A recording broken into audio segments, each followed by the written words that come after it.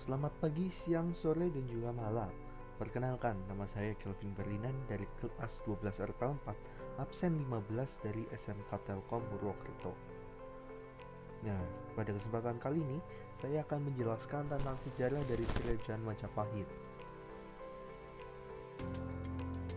Pada penjelasan kali ini, saya akan membaginya dalam 6 bagian. Yang pertama adalah sejarah singkat dari Kerajaan Majapahit itu sendiri. Lalu yang kedua saya akan membahas tentang masa kejayaannya Kerajaan Majapahit.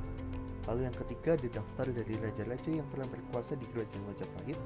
Lalu yang keempat ada pusat kerajaannya di mana saja Kerajaan Majapahit berkuasa. Lalu yang kelima ada dari masa keruntuhan Kerajaan Majapahit. Lalu yang terakhir keenam ada dari peninggalan-peninggalan Kerajaan Majapahit yang sudah ditemukan. Yang pertama kita akan membahas tentang sejarah singkat dari Kerajaan Majapahit. Konon, awal mula Kerajaan Majapahit berdiri setelah runtuhnya Kerajaan Singasari akibat pemberontakan Jayakatwang pada tahun 1292 Masehi. Cucu Kartanegara yang berada di bawah tekanan, yaitu Raden Wijaya yang kemudian melarikan diri. Selama pelariannya, ia menerima bantuan dari Arya Wiraja. Raden Wijaya kemudian membuat desa kecil di hutan Trawulan dan diberi nama Desa Majapahit. Nama Majapahit sendiri diambil dari nama buah maja yang tumbuh di hutan, namun memiliki rasa yang sangat pahit terkait dengan historianya. Seiring berjalannya waktu, desa itu berkembang dan Wijaya diam-diam dikuatkan dengan merebut habis penduduk dari Tumapel dan Dahak.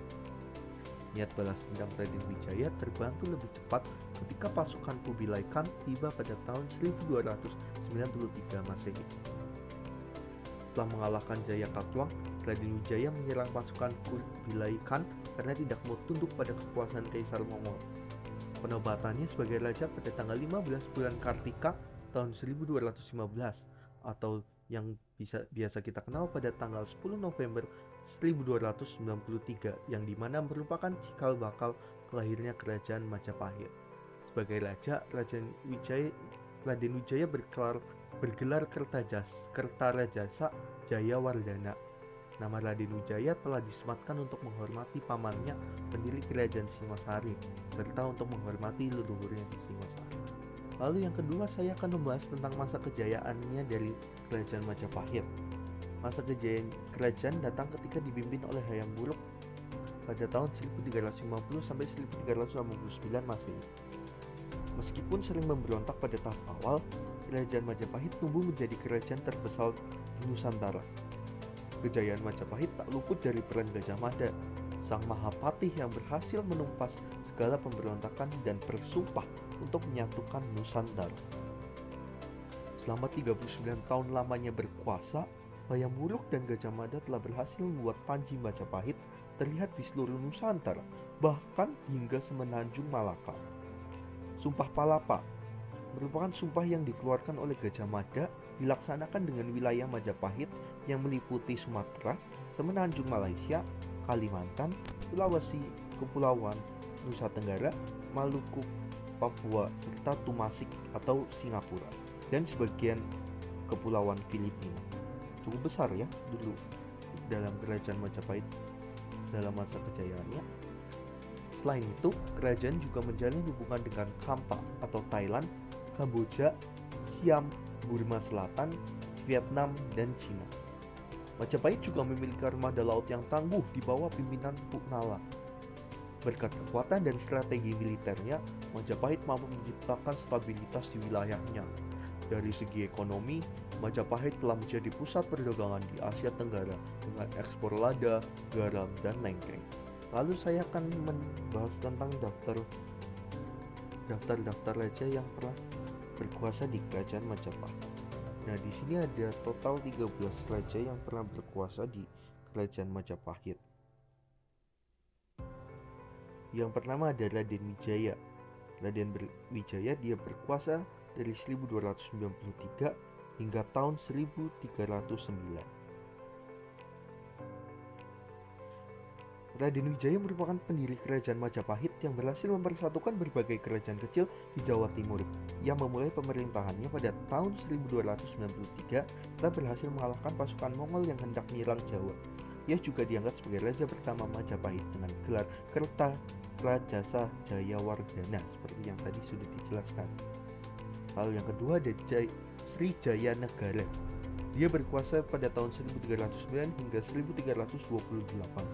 Jaya Negara merupakan putra dari Raden Wijaya yang menjadi Raja Majapahit setelah ayahnya wafat. Ia dikenal sebagai raja yang terkenal kejam dan licik. Meskipun demikian, ia berhasil memperluas wilayah kekuasaan Majapahit hingga ke wilayah Sumatera. Lalu yang ketiga ada Tribuana Tunggadewi. Dia berkuasa pada tahun 1328 hingga 1350 Masehi. Tribuana merupakan putri Jaya Negara yang menjadi raja wanita pertama di kerajaan Majapahit. Ia memerintah bersama-sama dengan suaminya, Raden Wijaya II, dan berhasil memperluas pengaruh Majapahit ke wilayah Bali dan Maluku. Lalu yang keempat, ada Hayam Wuruk yang berkuasa di kerajaan Majapahit pada tahun 1350 hingga 1389. Hayam Wuruk merupakan raja Majapahit yang paling terkenal dan dianggap sebagai puncak kejayaan kerajaan Majapahit. Ia memerintah selama 40 tahun lamanya dan berhasil memperluas wilayah kekuasaan Majapahit, mulai dari wilayah Kalimantan, Sumatera, Semenanjung Malaya, Filipina, dan Papua Nugini. Ia juga dikenal sebagai raja yang pandai diplomasi dan berhasil menjalin hubungan baik dengan negara-negara tetangga seperti China. Lalu yang kelima ada Wikramawardhana yang berkuasa di kerajaan Majapahit pada tahun 1389 hingga 1429. Wikramawardhana merupakan raja Majapahit yang memerintah setelah Hayam Wuruk wafat. Ia memerintah selama 40 tahun dan dikenal sebagai raja yang memperkuat kekuasaan Majapahit dalam bidang ekonomi dan perdagangan. Namun pada akhirnya pemerintahannya ia mengalami kekalahan dalam peperangan melawan kerajaan Demak dan Majapahit, mulai mengalami kemunduran. Lalu yang keenam ada Dyah Ayu Kencana Wungu. Dia berkuasa pada tahun 1429 hingga 1447 Masehi. Dalam kitab Pararaton disebutkan bahwa Wikramawardhana sempat menunjuk anaknya dari Kusumawardhani, yakni Raja Kusuma atau Hyang Wekasingputra sebagai penerusnya. Namun sayang, Hyang Wekasingputra mati muda. Begitu pula dengan putra Wikramawardhana dan dari selirnya, Bretumapel, yang juga meninggal. Keturunan Wikramawardhana hanya tersisa Dyah Suhita dan Bre Kertawijaya yang sama-sama dari selir. Akhirnya Dyah Suhita ditunjuk sebagai pemimpin Majapahit karena lebih tua dari Bre Kertawijaya. Dyah Suhita dilantik menjadi Ratu Majapahit pada 1429. Ada pendapat yang menyatakan bahwa Dyah Suhita merupakan orang yang sama dengan Ratu Kencana Wungu. Lalu ada Raja Prabu Brawijaya 1 hingga 6. Brawijaya atau Prabu Brawijaya adalah gelar yang dianggap melekat pada penguasa Majapahit. Istilah Brawijaya sendiri baru muncul dalam karya-karya sastra berbentuk babat dan serat yang ditulis kemudian seperti Babat Tanah Jawi, Serat Kanda, dan Serat Darmo Gandul, serta sumber cerita rakyat. Prabu Wijaya sendiri berkuasa turun-temurun dari Prabu Wijaya 1 hingga Prabu Wijaya 6 yang berkuasa dari tahun 1447 hingga 1489 dengan total 42 tahun berkuasa secara bergantian turun-temurun. Lalu yang terakhir atau yang ke-12 ada Patih Udara. Dia berkuasa pada tahun 1489 hingga 1527 Masehi pada saat keruntuhan kerajaan Majapahit. Patih Udara sendiri adalah seorang patih dari kerajaan Majapahit pada masa pemerintahan Girindrawardhana Dyah Ranawijaya. Ia diketahui sebagai seorang pemegang kekuasaan terakhir sisa-sisa kerajaan Majapahit pada tahun 1489 hingga 1518 sebelum akhirnya ditaklukkan oleh Kesultanan Demak pada tahun 1527. Lalu yang keempat ada pusat kerajaan. Pusat kerajaan dari kerajaan Majapahit sendiri ada 3. Yang pertama ada Mojokerto, Trowulan, dan juga Daha. kita akan membahas tentang Mojokerto terlebih dahulu. Pusat pemerintahan atau ibu kota kerajaan Majapahit yang pertama terletak di Mojokerto. Saat itu ibu kota diperintah oleh raja pertama, diyakini Kertajasa Jayawardhana atau Raden Wijaya.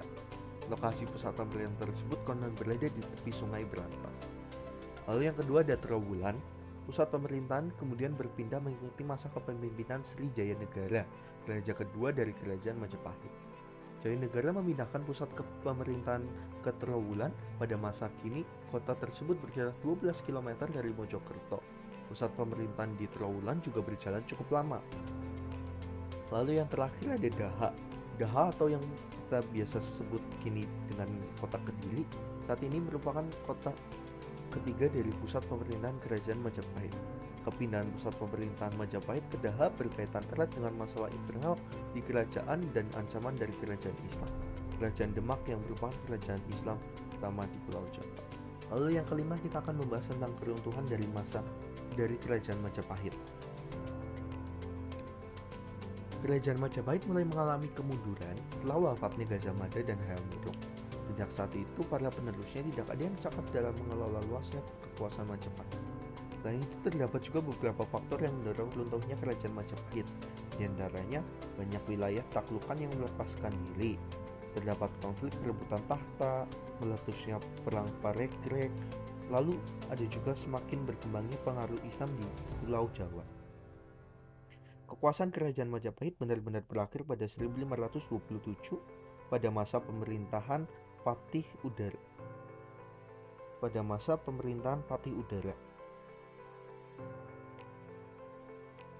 Setelah ditaklukkan oleh pasukan Sultan Trenggana dari Kesultanan Demak. Sejak saat itu wilayah yang tersisa diambil alih oleh Kesultanan Demak. Yang terakhir ada peninggalan dari kerajaan Majapahit. Meski telah runtuh beberapa abad lalu, hingga kini masyarakat modern tetap dapat menyaksikan sisa-sisa peninggalan kerajaan Majapahit. Saksi bisu kejayaan Majapahit muncul dalam berbagai rupa, seperti situs, candi, kitab, dan arsitektur. Di sini saya mengambil 3 contoh, ada situs Trowulan, Candi Tikus, dan Prasasti Kudadu. Yang pertama, situs Trowulan adalah kawasan kepurbakalaan dari periode klasik sejarah Indonesia yang berada di Kecamatan Trowulan, Kabupaten Mojokerto, Jawa Timur. Berbagai temuan yang pernah diangkat di sini menunjukkan ciri-ciri pemukiman yang cukup maju. Belasan kronik, prasasti, simbol, dan catatan yang ditemukan di sekitar kawasan tersebut diduga kuat situs ini berhubungan dengan Majapahit, sebuah kemaharajaan yang pernah berdiri pada tahun 1293 hingga 1527 Masehi. Lalu yang kedua ada Candi Tikus. Candi Tikus merupakan sebuah peninggalan dari kerajaan yang berserak Hindu yang terletak di kompleks Trowulan juga, tepatnya di Dukuh Dinuk, Desa Temon, Kecamatan Trowulan, Kabupaten Mojokerto, Jawa Timur. Nama tikus hanya merupakan sebutan yang digunakan masyarakat setempat. Konon pada saat ditemukan tempat candi tersebut berada merupakan sarang tikus. Di sana pemandangannya juga sangat bagus. Yang ketiga ada Prasasti Kudadu. Prasasti Kudadu merupakan prasasti peninggalan zaman Majapahit yang berusia tahun 1216 Saka atau 1294 Masehi, yang menyebutkan tentang pemberian anugerah dari Raja Kertajasa Jayawardhana kepada pejabat desa Kudadu berupa penetapan desa Kudadu sebagai sima. Pemberian anugerah tersebut karena mereka telah berjasa membantu Raden Wijaya saat dikejar oleh tentara Jayakatwang dalam peristiwa pemberontakan Jayakatwang kepada Singosari. Prasasti ini ditemukan di lereng Gunung.